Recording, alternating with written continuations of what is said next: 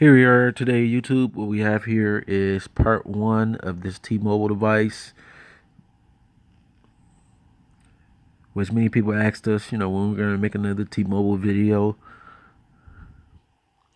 We figure, we wait till we get like a newer end device, which this is a Galaxy Note 8, which it definitely has 2 blocks on it right there for insurance and non-payment. So we're going to go here to T-Mobile Imei check status as well with that exact same Imei.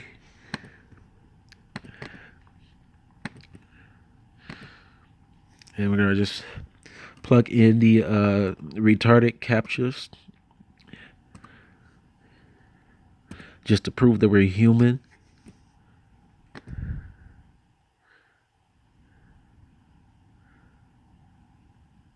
As you can see, it says blocked.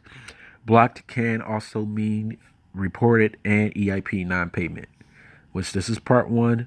Tune in and subscribe. Thank you for watching.